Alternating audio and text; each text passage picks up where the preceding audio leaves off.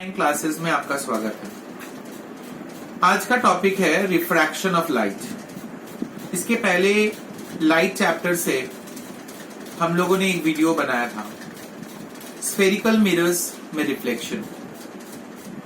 उस वीडियो में जो डिटेल्स बताया गया और जो कंटेंट आप लोग को मैंने बताया, उस चीज को आप लोगों ने बहुत सराहा और मुझे बहुत अच्छा लगा आप लोगों के कमेंट्स को पढ़ के।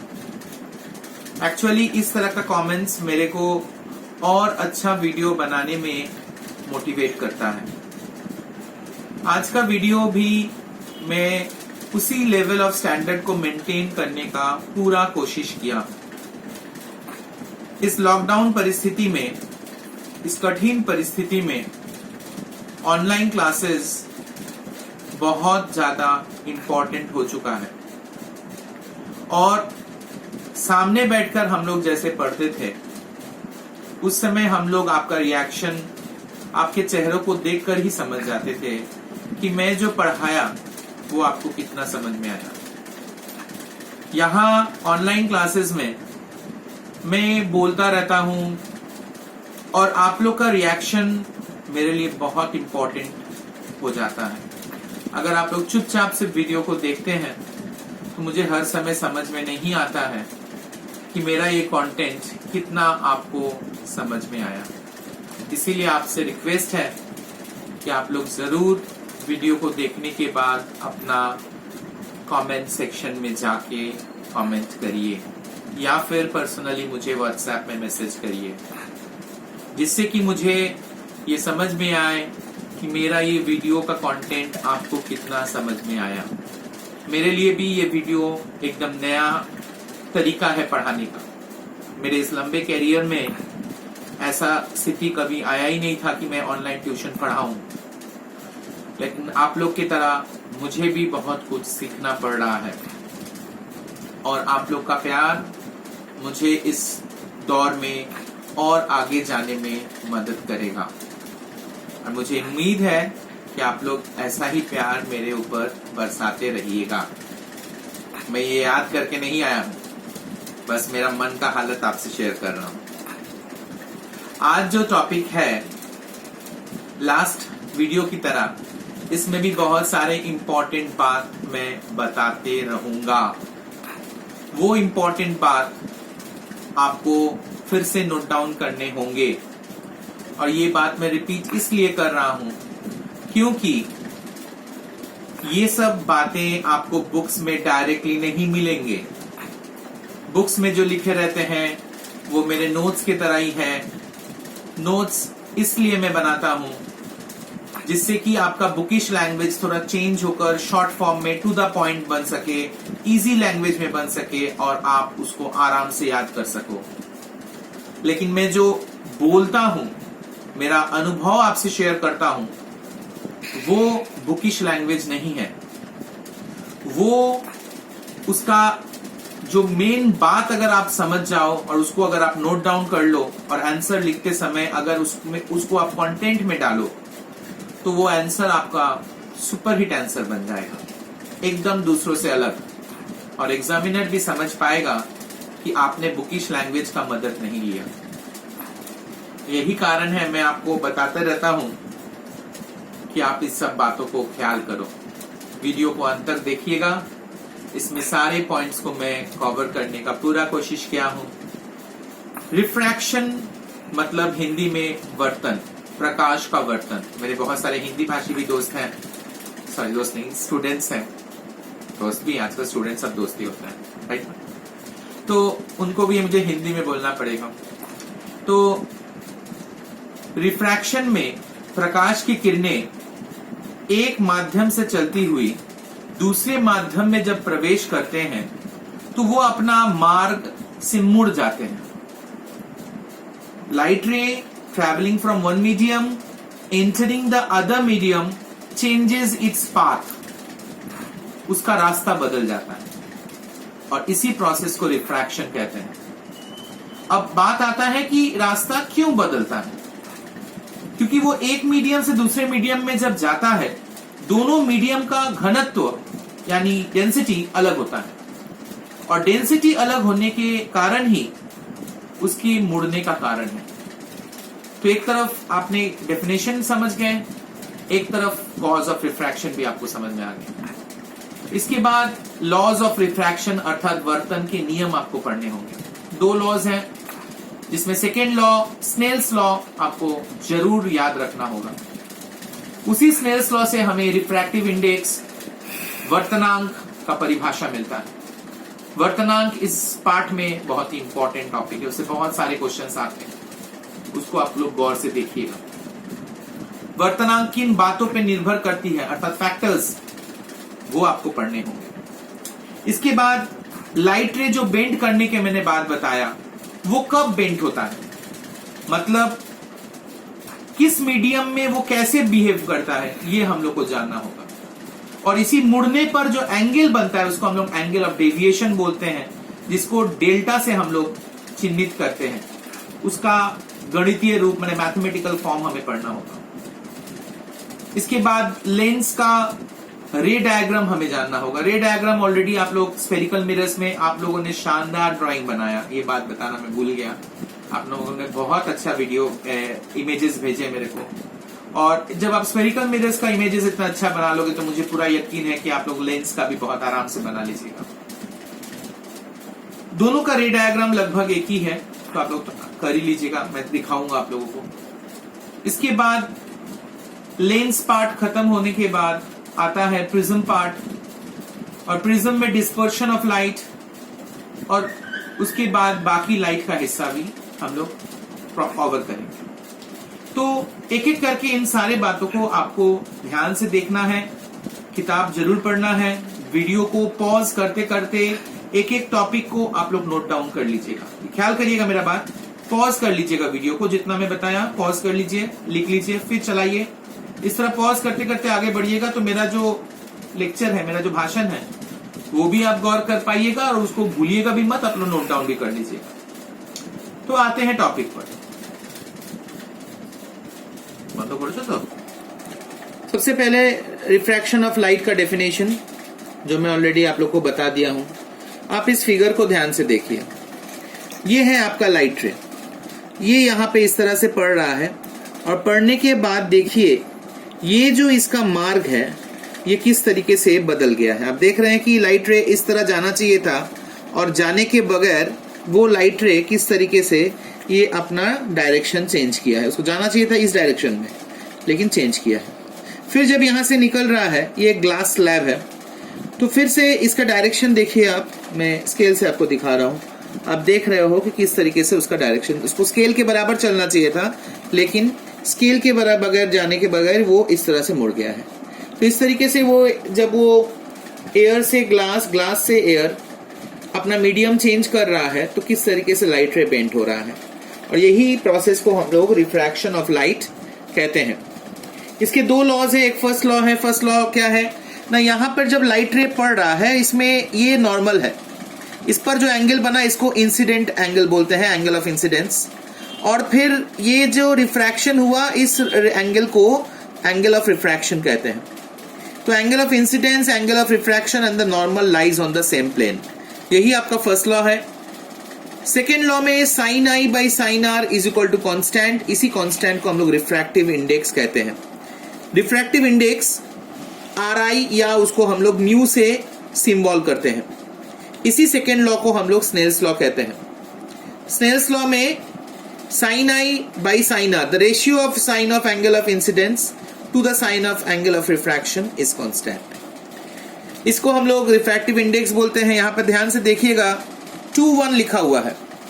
2-1 माने second medium, first medium, velocity of light in the first medium to velocity of light in the second medium.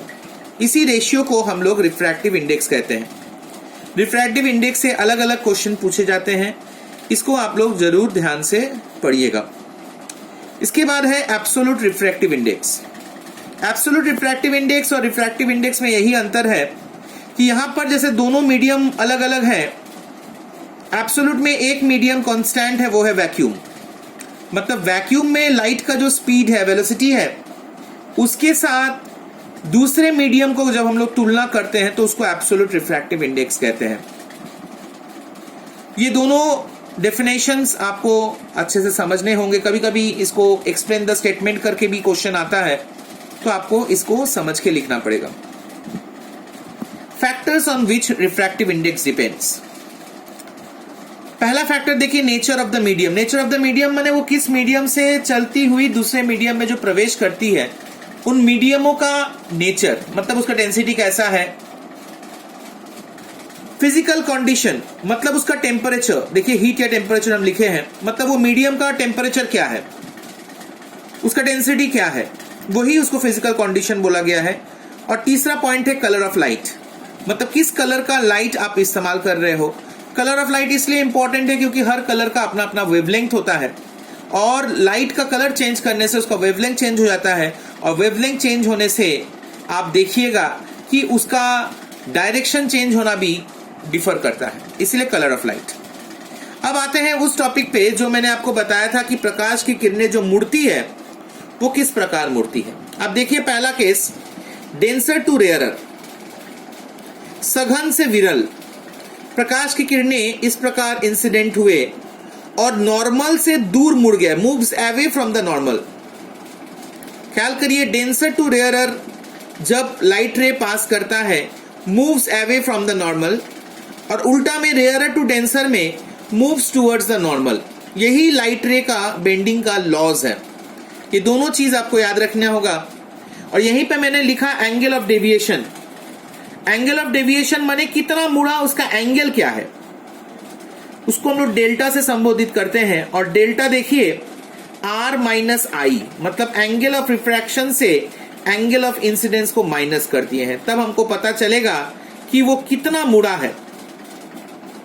यहां पर भी वही, और यहां पर चूंकि यहां पे रिफ्रैक्शन का ज्यादा है इसलिए r माइनस आई है, और यहां रिफ्रैक्शन कम है इसलिए i माइनस r है।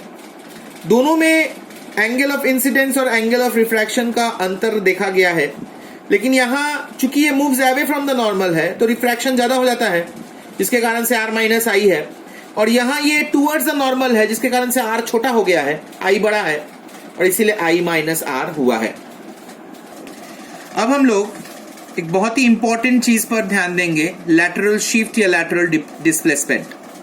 लैटरल शिफ्ट या लैटरल डिस्प्लेसमेंट मतलब, ये डायग्राम को आप ध्यान से देखिए, यहां पे AO इंसिडेंट रे है और ये एयर है, हवा, वायु। यहां से लाइट रे ग्लास स्लैब के अंदर एंट्री कर रहा है, प्रवेश कर रहा है, और प्रवेश करने के कारण ऑलरेडी हम लोग जानते हैं कि ये मुड़ेगी। OB मुड़ने का दिशा है उसका, और मुड़ने के बाद ये इस ग्लास स्लैब को पार करते हुए वापस वायु में निकल जा रहा है। अर्थात ये इंसिडेंट रे है AO, OB आपका रिफ्रैक्टेड रे है, और BC आपका इमर्जेंट रे है। फिर से मैं रिपीट कर रहा हूं, आप लोग बहुत ध्यान से देखिए। AO ये लाइट रे है, इंसिडेंट रे, OB रिफ्रैक्टेड रे, BC इमर्जेंट रे, मतलब ये ग्लास स्लैब से बाहर निकल आया। यहां पे दो बार रिफ्रैक्शन हुआ, एक बार यहां पे आप देख रहे हैं जब वो ग्लास स्लैब में प्रवेश किया, और दूसरा बार रिफ्रैक्शन यहां पर हुआ जब वो ग्लास स्लैब से बाहर हुआ। यहां पे I एंगल ऑफ इंसिडेंस है और एंगल ऑफ रिफ्रैक्शन R है। वापस से यहां पर ये भी R है, क्योंकि ये दोनों एंगल ऑल्टरनेट एंगल्स के तौर पे इक्वल है, बराबर है। तो अगर ये R होगा तो ये भी R है, और इसका उल्टा ये जो रे बाहर निकल गया, इस एंगल को I डैश लिखा गया है। I dash angle of emergence है। एंगल ऑफ इमर्जेंस माने बाहर निकल जाने के बाद विक्षेपण कोण। तो यहां आप देखिए, ये जो AO है इसका सीधा रेखा अगर ये अपना ओरिजिनल पाथ होता तो वो इस तरीके से बाहर निकल जाता, लेकिन इस मार्ग को छोड़कर वो इस तरीके से एक बार पहली बार मुड़ा और इस तरीके से दूसरी बार मुड़ा। तो B पॉइंट से वो सेकेंड टाइम बेंट होता है। फर्स्ट टाइम O पे बेंट होता है, सेकेंड टाइम B पे बेंट होता है। और बी से उसका ओरिजिनल पाथ का ये जो परपेंडिकुलर डिस्टेंस है, लंबवत दूरी, इसी बी वाई को हम लोग लैटरल शिफ्ट कहते हैं।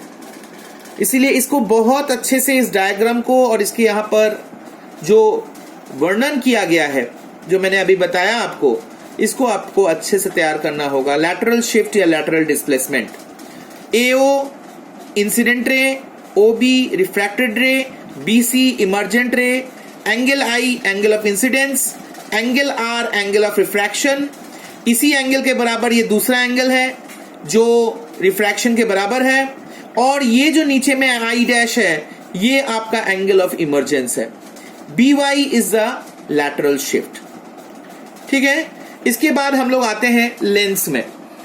लेंस मिरर के तरह ही कॉन्वेक्स लेंस और कॉन्केव लेंस दो प्रकार के हैं। देखिए नीचे लिखे हैं कन्वर्जिंग लेंस और कॉन्केव लेंस को डाइवर्जिंग लेंस कहा जाता है। इसमें भी मिरर के तरह डेफिनेशंस है। ऑप्टिकल सेंटर, जो बीच वाले पॉइंट को बोलते हैं, इसको ओ से संबोधित करते हैं, ऑप्टिकल सेंटर। प्रिंसिपल फोकस, इस एफ को बोलते हैं। आप देख रहे हैं light ray parallel to principal axis पार होने के बाद एफ पे आके मीट कर रहा है, और इसी एफ को हम लोग फोकस कहते हैं। और ओ और एफ के बीच की जो दूरी है, the distance between O and F is called focal length. तो इस तरीके से ये लेंस का हमने स्टार्ट कर दिया, और अगले वीडियो में इसका हम लोग एंडिंग पार्ट, मतलब जो चैप्टर का अंतिम पार्ट है, उसको पूरा करेंगे। इसके बाद हम लोग रे डायग्राम में चले आते हैं। रे डायग्राम में पिछले स्फेरिकल मिरर्स में भी हम लोग कुछ रूल्स के बारे में बताए थे, 4 रूल्स। वो रूल्स इसमें भी लागू होता है, इसलिए मैंने अलग से नहीं लिखा। और उसमें भी वो सारे पोजीशन, जो 6 पोजीशन हम लोग उसमें बताए थे, वो 6 पोजीशंस इसमें भी लागू होता है, सेम एज अर्लियर, मैंने इसीलिए लिखा। पोजीशन नंबर 3 और 6 इज इंपॉर्टेंट, उसमें इसमें भी मैंने यहाँ पर 6 नंबर पोजीशन को लेकर एक ड्राइंग आप लोग को दिखाया। देखिए ये आपका कॉन्वेक्स लेंस, इसका फोकस और डबल फोकस यहाँ पर है। ऑब्जेक्ट को मैंने एफ और ओ के बीच में खड़ा किया। आप देख सकते हैं ए बी यहाँ खड़ा है। 2 रे गया है, एक स्ट्रेट, जो स्ट्रेट जाएगा वो फोकस से पार होगा, और एक ऑप्टिकल सेंटर से पार होगा, वो विदाउट डिस्पर्शन, मतलब विदाउट डेविएशन, वो सीधा निकल जाएगा। ये दोनों किरणें कभी आपस में नहीं मिलेंगे, और नहीं मिलने के कारण इसको हम लोग बैक डायरेक्शन में, मतलब पीछे की दिशा में खींचकर यहाँ ए बी में मीट करवाए हैं इस बिंदु पर। तो ए बी का एक प्रतिबिंब image A dash B dash बना है। आप देख सकते हो ऑलरेडी इमेज सीधा है, इससे बड़ा है, और इसके पीछे खड़ा है। और वही चीज हम लोग का आंसर है, image placed in front of the lens. Lens के सामने ही इमेज बना है।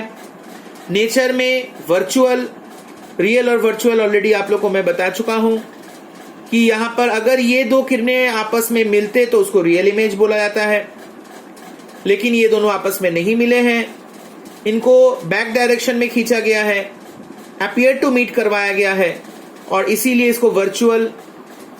इरेक्ट लिखे हैं, इरेक्ट माने सीधा। ये भी ऑब्जेक्ट जैसे खड़ा है, इमेज भी इसी तरह खड़ा है, इसलिए सीधा। और मैग्निफाइड, जो साइज लिखा है लार्जर, ऑब्जेक्ट से इमेज कई गुना बड़ा है। और ये पोजीशन इसलिए ज्यादा इंपॉर्टेंट है क्योंकि आप देख रहे हो ऑब्जेक्ट से कई गुना ज्यादा इमेज बड़ा है। तो हम लोग देखे हैं कि लेंस को मैग्नीफाइंग ग्लास के तरह इस्तेमाल किया गया है, आवर्धन शीशा के रूप में व्यवहार किया गया है। तो उसको कब हम लोग ऐसा व्यवहार कर सकते हैं, जब हम लोग का पोजीशन ऐसा रहता है, अर्थात ऑब्जेक्ट को फोकस और ऑप्टिकल सेंटर के बीच में रखने पर जो प्रतिबिंब बनता है, जो इमेज बनता है, वो मैग्नीफाइड इमेज बनता है। और यही पोजीशन पे रखने से लेंस को हम लोग मैग्नीफाइंग ग्लास के रूप में यूज कर सकते हैं। ये अलग से भी क्वेश्चन एक आता है कि how can lens be used as a magnifying glass, और आपको ये पोजीशन और ये आंसर लिखना होगा। इसको जरूर आप याद करिएगा, एक स्पेशल मेंशनिंग पॉइंट है ये आपको अलग से लिखना पड़ता है। इसके बाद जो लास्ट टॉपिक है, लीनियर मैग्निफिकेशन। लीनियर मैग्निफिकेशन मतलब ये जो मैं अभी दिखाया कि ऑब्जेक्ट कितना बड़ा है, इमेज कितना बड़ा है, इसी के रेशियो को हम लोग लीनियर मैग्निफिकेशन कहते हैं। यहां पे मैंने image distance by object distance लिखे हैं। इसके अलावा भी ऑब्जेक्ट साइज और इमेज साइज के रेशियो को भी लीनियर मैग्निफिकेशन कहते हैं। अर्थात इन दोनों का अनुपात, कितना बड़ा कितना छोटा, कितना सामने कितने पीछे, इसी रेशियो को हम लोग लीनियर मैग्निफिकेशन कहते हैं।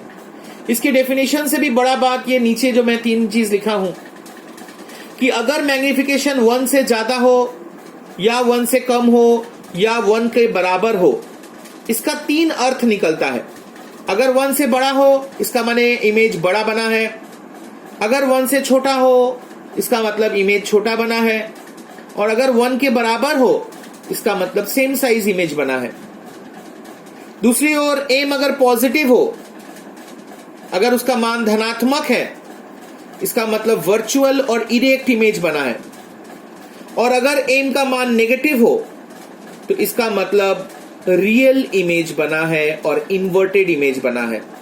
इन सब पॉइंट्स को जरूर ध्यान में रखिएगा, ये बहुत इंपॉर्टेंट टॉपिक है और छोटे छोटे शॉर्ट क्वेश्चंस में ये बार बार पूछे जाते हैं कि पॉजिटिव और नेगेटिव, और इधर 1 से बड़ा और 1 से छोटा। ये सब चीज आपको लेंस पार्ट में याद रखना होगा, और लेंस पार्ट में यही सब चीज जो है बार बार घुमाकर पूछे जाते हैं। लेंस का ये सारे बातों को आप लोग को याद रखना होगा, और उम्मीद है कि आपको सारे डिटेल्स समझ में आए हैं। सारा डायग्राम्स आप लोग को प्रैक्टिस करना है पिछले बार की तरह, और डायग्राम्स बना के आप दिखाइएगा भी, हमें भेजिएगा भी। और इसके अंदर भी बहुत सारे छोटे छोटे क्वेश्चंस मैं आपको बताया हूं, और कुछ और चीज है जो इसका आखिरी वीडियो, मतलब जो इसका नेक्स्ट वीडियो बनेगा, जो एंडिंग पार्ट है, उसमें मैं बताऊंगा। आप लोग जरूर उस वीडियो को भी देखिएगा जो नेक्स्ट डे आने वाला है। और यही सब बात है जो आप लोग को ध्यान में रखना होगा। उम्मीद है कि आपको ये वीडियो अच्छा लगा होगा। लाइक, कमेंट, शेयर फिर से मैं बता रहा हूं आप लोगों को करना है, और अगर चैनल को सब्सक्राइब नहीं किए हैं तो सब्सक्राइब जरूर कर दीजिए, और नोटिफिकेशन में ऑल बटन को प्रेस करिए ताकि जब भी वीडियो हम लोग पोस्ट करें तो आप लोग को उसका पता चल जाए और आप और अपने फ्रेंड्स को इससे लाभ उठा सकें। तो आज के लिए हम लोग यहीं समाप्त कर रहे हैं, और फिर अगले दिन जब तक नहीं मिलते हैं तब तक अच्छे से रहिए, सेफ रहिए और पढ़ाई में बने रहिए। तब तक के लिए बाय बाय।